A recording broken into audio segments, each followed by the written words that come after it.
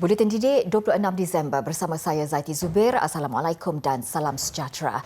Inovasi serta idea yang membantu menangani masalah alam sekitar dan perubahan iklim menjadikan seorang pelajar Kolej Vocational Keningau Sabah tersenarai dalam pertandingan 30 Under 30 Change Makers. Pertandingan inovasi sosial itu anjuran Persatuan Belia dari Nigeria iaitu Opportunity Desk. Zurainiza Omar, pelajar jurusan teknologi elektrik, terpilih sebagai salah seorang daripada 30 pembuat perubahan atau change makers di bawah umur 30 tahun. Antara inovasi yang membawa kejayaannya ialah mesin penapis air yang boleh mengurangkan penggunaan air dalam rumah dan membantu mangsa banjir mendapatkan bekalan air bersih. Inovasi bubble bag yang dicipta bersama kumpulannya itu telah meraih beberapa pengiktirafan. Selain itu, usaha Zurainizah mengemukakan cadangan pengubah suaian jalan raya mesra alam sekitar turut mendapat perhatian. Kejayaan Zurainizah ternyata amat membanggakan pihak pengurusan KV Keningau. Malah pengarah KV Keningau, Johari atau Jebek Sabin, yakin jika diberi peluang, Zurainizah mampu melakar lebih banyak kejayaan. Penduduk orang asli Postgop di Gua Musang, Kelantan melahirkan kebimbangan apabila anak-anak mereka tidak dapat menghadiri sesi persekolahan berikutan masalah laluan keluar masuk ke penempatan itu yang rosak teruk. Difahamkan 135 pelajar dari Postgop tidak ke sekolah sejak Oktober lalu. Justru, ibu bapa meminta bantuan Jabatan Kemajuan Orang Asli, JAKWA, untuk menangani isu berkenaan kerana bimbang dengan pembelajaran anak-anak mereka yang sudah jauh ketinggalan berbanding pelajar lain. 3 biji buah kenderaan yang masuk baru dapat budak-budak ni balik ke sekolah. Kalau satu biji tak cukup. Tapi kita mohon bantuan helikopter lah selepas ni kalau tak sekolah. Kalau boleh lah. Kalau boleh. Minta pengarah kita JAKWA tolong uruslah. Mereka nak balik nanti. Kalau nak tunggu jambatan, diorang nak siap. Lambat lagi, mungkin 2 bulan, 3 bulan baru diorang nak siap lagi. Mereka mengharapkan bantuan helikopter untuk membawa anak-anak mereka keluar memandangkan jalan darat sudah tidak boleh digunakan. Anak sekolah pun tak dapat juga nak pergi sekolah. Harap kalau boleh bantuanlah supaya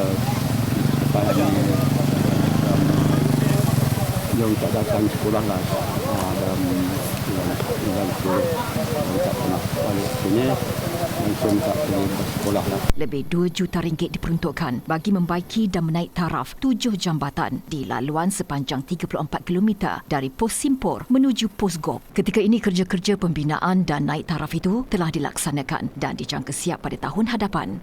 Pembinaan jambatan tersebut melibatkan Sungai Picong, Sungai Gawin, Sungai Gop dan beberapa kawasan lain yang dijangka mampu memberi kemudahan kepada lebih 1,000 penduduk orang asli di kawasan berkenaan. Sebanyak 74 sekolah menengah dan rendah di Terengganu disahkan dilanda banjir. Menurut Pengarah Jabatan Pendidikan Negeri Terengganu, JPNT, Abdul Muingah, jumlah itu membabitkan 61 sekolah rendah dan 13 sekolah menengah. Bagaimanapun, katanya, keadaan di semua sekolah berkenaan sudah pulih dan dalam proses pembersihan. Bencana yang melanda negeri Terengganu mengakibatkan beberapa kerosakan di sekolah terbabit. Antaranya komputer riba, buku teks, kerusi dan meja. Dalam pada itu, Abdul Mu'i berkata, sepanjang banjir kali ini, sebanyak 143 sekolah dijadikan pusat pemindahan sementara PPS di seluruh Terengganu. Hasil maklumat yang JPNT terima, setakat jam 10 pagi tadi, 135 sekolah yang dijadikan PPS sudah ditutup. Dalam pada itu, 46 sukarelawan Universiti Sultan Zainal Abidin UNIZA di Kuala Terengganu menjayakan program Misi Prihatin Pasca Banjir. Lokasi tumpuan mereka siang tadi ialah di Sekolah Kebangsaan Alur Lintah Besut. Program anjuran Pejabat Timbalan Naib Chancellor, Hal Ehwal Pelajar dan Alumni serta Pusat Pembangunan Holistik Pelajar UNIZA ini menyaksikan aktiviti pembersihan kawasan sekolah. Ia melibatkan sukarelawan UNIZA yang terdiri daripada kaki tangan dan penuntut UNIZA sendiri. Program ini secara tidak langsung dapat meringankan beban mangsa-mangsa banjir dan pihak lain yang terlibat membantu kerja-kerja pembersihan. Niat asalnya sekadar mahu mendedahkan sejarah negara kepada generasi muda, namun kegigihan seorang pecinta barangan antik akhirnya membawa kepada wujudnya sebuah galeri. Lebih membanggakan, galeri yang mempamerkan ribuan barangan berusia puluhan tahun itu bukan sahaja jadi tumpuan masyarakat tempatan tetapi juga pelancong asing. Zamri Sidik, 58 tahun, mula terbabit mengumpul barangan antik sejak di bangku sekolah. Pelbagai barangan termasuk koleksi buku dan alatan pembelajaran lama seperti sempua, mesin taip lama, duit siling dan tiket bas dikumpulnya. Paling istimewa, koleksi foto beberapa Perdana Menteri termasuk Tunku Abdul Rahman. Tidak ketinggalan televisyen, basikal, motosikal, alatan muzik, papan tanda nama kedai, lampu gasolin dan banyak lagi. Kegigihan itu membawa kepada kewujudan sebuah galeri mini atas tapak bekas gelanggang futsal di Jalan Keluang, Air Hitam 2, Johor tahun lalu. Bagi Zamri, galeri ini lambang kerja kerasnya mencari dan mengumpul pelbagai barangan antik yang berusia puluhan tahun. Saya fikir alangkah baiknya kalau kita hidangkan pemandangan ni kepada generasi kita, ya. Anak-anak sekolah sekarang pun kalau kita fikirkan tak jumpa benda-benda macam ini, jadi lebih baik selamatkan. Mudah-mudahan dengan apa yang saya pamerkan di sini mendapat perhatian daripada mana-mana pihak lah, khususnya mungkin pihak tourism sendiri, universiti sendiri. Kita dapat menilai lah dan menjadikan dia sebagai satu pusat rujukan. Menyedari barangan sedemikian mempunyai nilai sejarah, dia mengambil inisiatif menarik golongan remaja mengunjungi galerinya terutama pada musim cuti sekolah. Mereka diberi pendedahan mengenai barangan antik berkenaan selari dengan kemajuan negara. Meskipun masih baharu, galeri mini ini turut menarik pelancong luar khususnya dari Singapura. Pada saya ini satu aktiviti yang sihat di mana kita mengumpul bahan-bahan lama yang boleh jadikan sejarah, yang boleh dijadikan panduan kepada anak-anak kita, sistem-sistem lama, apa yang ada, perubahan yang berlaku daripada dulu sehingga sekarang. Dan ini satu perkara yang patut digalakkan dan juga kita harus bawa generasi baru untuk melihat perubahan zaman yang berlaku dengan kita melihat barang-barang antik yang dikumpul di sini. Pada saya memang benda ni bernilai, sebab benda ni memang kita susah nak cari. Saya tengok ada setengah-tengah tu masa zaman saya pun ada lagi lah, macam botol Coca-Cola tu, lepas tu air sasi tu kan. So tapi yang lain-lain ni saya tak pernah jumpa lagi lah. Mungkin sebelum saya lagi, dan typewriter ni saya tak pernah lagi pakai lah. Motor ni pun mungkin zaman ayah saya kot, zaman saya dah tak ada dah lah, dah pakai motor lain lah. Tapi itulah memang nampak antik lah, benda berharga lah. Lagipun dia dijaga dengan baik kan. So nampaklah benda tu lagi baik, lagi dan berkualiti. Galeri ini dibuka kepada orang ramai bermula jam 3 petang hingga 12.30 malam setiap hari kecuali Rabu. Masuk adalah percuma.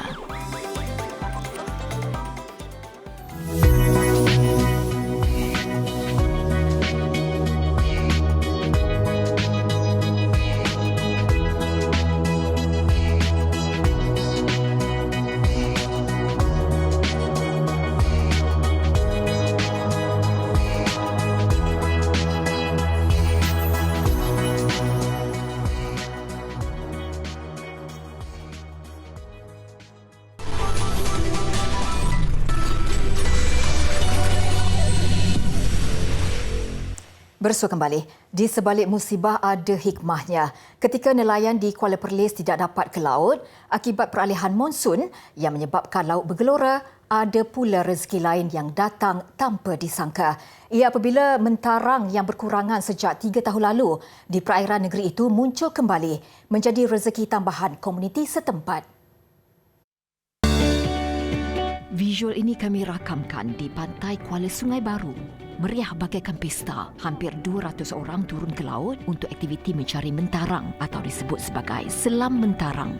Walaupun air setinggi dada, golongan wanita dan kanak-kanak turut tidak melepaskan peluang menyertai aktiviti yang tidak hanya melibatkan komuniti nelayan ataupun penduduk tempatan, malah orang ramai dari seluruh pelusuk Kedah. Ada yang sekadar mencari dan mahu merasai pengalaman, namun kebanyakan mereka melihatnya sebagai rezeki dan mata pencarian bermusim. Dia spesial dan mentarang di sini. Dia rasa dia lain, dia sedap daripada tempat lain. Dia tak sama tempat dia, macam sini dia tanah liat, di tempat lain dia berpasir. Itu dia kelebihan dia. Dengan kemahiran tertentu, pencari mampu mengutip sehingga 50 kg mentarang dan difahamkan 4,000 kg mentarang berjaya dikutip di perairan itu setiap hari. Ujar mereka, selam mentarang biasanya dilakukan seawal subuh dan lewat petang. Ada lubang. Seluk dalam lubang tu lah. Dia ada di bawah tu. Marin 40 kilo, 50 kilo. Ya, mentarang. Ya. Dapat. Ini lah kurang sikit. Alhamdulillah lah. Jika dahulu harganya mencecah RM15 sekilogram, kini ia boleh didapati pada harga yang jauh lebih murah antara RM7 hingga RM10 sahaja. Mentarang ni macam-macam jenis mereka boleh buat. Yang pertama kali, rebus makan biasa pun boleh. Buat gulai pun boleh. Kalau lapis orang tua-tua ni banyak dia buat kerabu. Kalau macam selalunya yang benda-benda macam ni orang luar lah selalu makan. So kalau macam orang kampung ni, benda tu dah biasa lah bagi dia orang kan. So benda yang macam ni jadi unik untuk orang luar. Best lah benda tu kan, sebab dia macam suasana tu ramai. Orang suka kan, orang minat kan semua benda tu kan. Selain mentarang, perairan Perlis turut menyaksikan banyak hasil tangkapan lain seperti ikan pelotan atau seludu. Kejadian bencana alam di kawasan rekreasi baru-baru ini menyedarkan pengusaha resort dan tapak perkhemahan untuk meningkatkan tahap keselamatan dan pemantauan. Ia khususnya pada musim tengkujuh ketika ini di mana taburan hujan meningkat di beberapa kawasan terutamanya di negeri-negeri di pantai timur. Tinjauan di Hulu Langat Selangor mendapati aktiviti riadah dan mandi sungai di pusat rekreasi sekitar berjalan seperti biasa. Pengusaha tapak Skycamp by Skytrax, Jaslyn Puasa berkata pihaknya beroperasi seperti biasa sejak 1 November lalu kerana lokasinya tidak dikategorikan sebagai kawasan berisiko tinggi. Kita akan buat safety briefing dan dia kena wajib untuk isi borang indemnity form. So maksudnya dekat sini customer kena declare apa yang kita dah brief, dia orang kena faham dan dia tahu risiko yang berlaku kalau kita dah brief dan dia pergi juga adalah di atas tanggungjawab diri sendiri. Tambahnya, langkah utama yang dilakukan adalah memastikan penyelenggaraan tapak perkhemahan dan kawasan aktiviti dilakukan secara berkala. Sementara itu, rata-rata pengunjung yang ditemui memaklumkan mereka melakukan penyelidikan terhadap setiap kawasan terlebih dahulu sebelum membuat tempahan. So, macam sekarang ni saya dah jumpa tempat yang memang sesuai buat masa sekarang.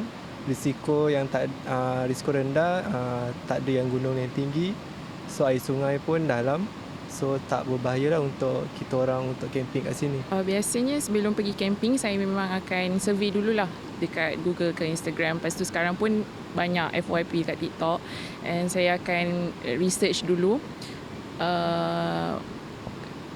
high risk ke low risk ke tempat camping yang saya nak pergi tu. Tidak salah untuk berkemah pada musim begini, namun pelbagai aspek perlu dinilai secara terperinci terutama di kawasan berisiko. Kementerian Kesihatan KKM sedang merangka pelan dan perancangan bagi menyelesaikan kesesakan di Jabatan Kecemasan dan Trauma serta sektor lain di kementerian itu dalam usaha memberikan perkhidmatan efisien. Menterinya Dr. Zaliha Mustafa berkata pihaknya juga sedang meneliti semua data terkini, audit dan penyelidikan berkaitan bebanan tugas serta isu kesesakan ini khususnya di Hospital Pakar. Dalam satu kenyataan, beliau menjelaskan kementerian memahami dan serius dalam menangani isu tersebut. Justru pihaknya akan melakukan sesi libat urus bersama pihak berkepentingan.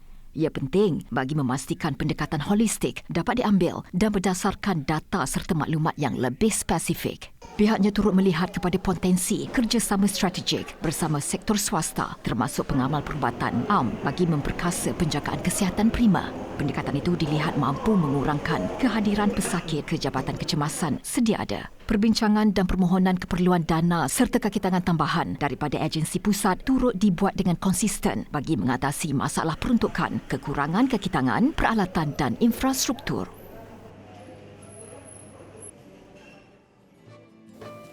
Tahukah adik-adik, dinasti Umayyah merupakan dinasti pertama dalam sejarah Islam.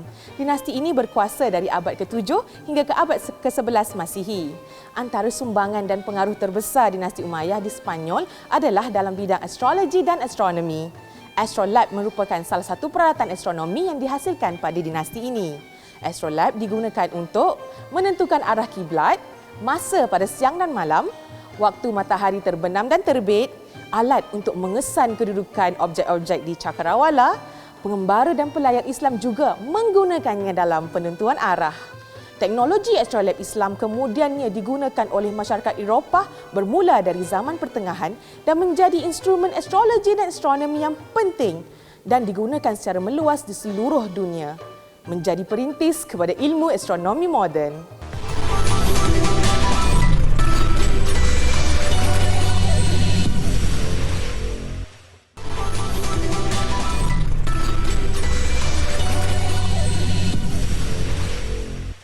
Sambutan Krismas masih diraikan. Di Sabah, biarpun keadaan cuaca tidak menentu, ia tidak menghalang majlis rumah terbuka Menteri Pembangunan Usahawan dan Koperasi, Dato' Iwan Benedict diadakan. Kita ambil tindakan untuk berhati-hati supaya kita dapat berjaga-jaga kerana nyawa itu lebih penting daripada sambutan. Tetapi dalam keadaan di mana kita masih boleh menyambut sambutan itu, kita raikan dengan kesederhanaan dan gunakan kesempatan itu untuk memperkasahkan hubungan dalam masyarakat kita, dalam komuniti kita supaya Malaysia ini lebih baik. Acara yang disambut sederhana namun meriah itu dihadiri kira-kira 5,000 pengunjung dari berbagai kaum dan etnik. Usahawan program-program ini bagus untuk datang bagi peluang kepada usahawan di samping mengeratkan hubungan dengan adanya sambutan Krismas yang kita buat di daerah Penampang.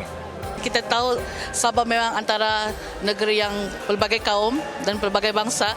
So hari ini program hari ini sangat kita nampak walaupun orang Krismas patutnya di rumah tapi dorang support untuk hadir dalam program ini.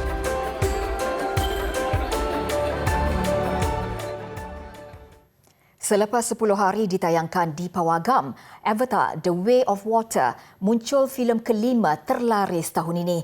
Filem sequel itu mengutip jualan tiket $855 juta atau 3.7 juta ringgit. $600 juta daripada jumlah itu dijana oleh tayangan global. Di Amerika Utara, cuaca sejuk dan peningkatan kes COVID-19 dilihat tidak menghalang orang ramai untuk keluar menonton wayang apabila The Way of Water mencatat sejumlah $253 juta. Malah filem arahan James Cameron ini dijangka terus kukuh dan mencatat pulangan lumayan dalam tempoh beberapa hari akan datang.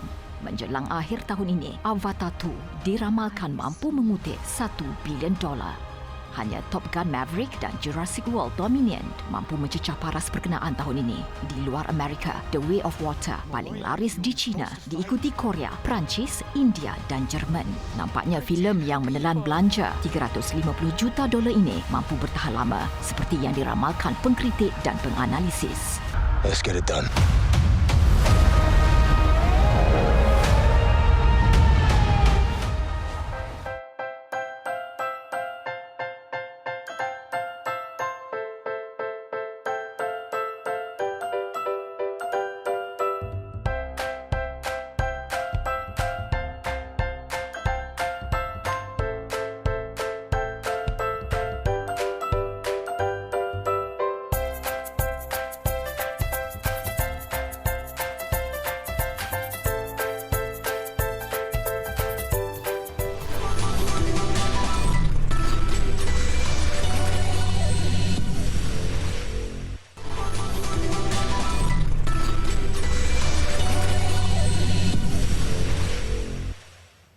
Laporan sukan, peninju profesional negara Farkan Harun melebarkan penguasaan di peringkat Asia apabila muncul juara baharu kelas Briggerweight WBC Asia menewaskan lawan dari Turki Yusuf Manvand. Berlangsung di Arena Lakin Johor Bahru, Farkan nyata berada dalam kelas tersendiri meskipun berdepan lawan yang lebih tinggi fizikalnya. Berbekalkan semangat yang mantap selain 3 tahun tidak beraksi secara kompetitif, anak jati Johor Bahru ini tetap memberikan aksi terbaik untuk mengungguli saingan 10 pusingan. Hasilnya, Farkan merangkul tali pinggang Brigade WBC 2022 selain turut melebarkan rekod 12 aksi tanpa kalah.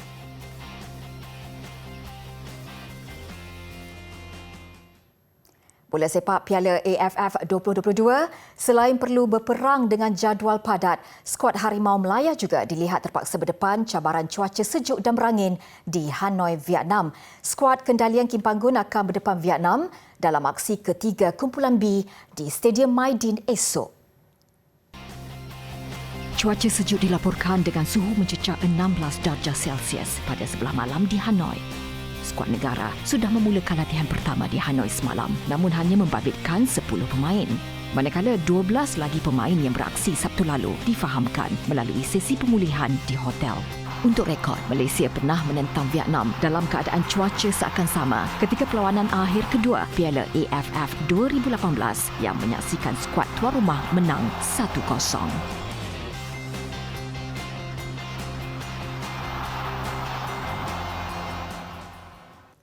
Paparan kreativiti artis Kenya menghasilkan seni daripada kulit telur mengakhiri Buletin Didik. Saya Zaiti Zubir, salam hormat dan kita jumpa lagi.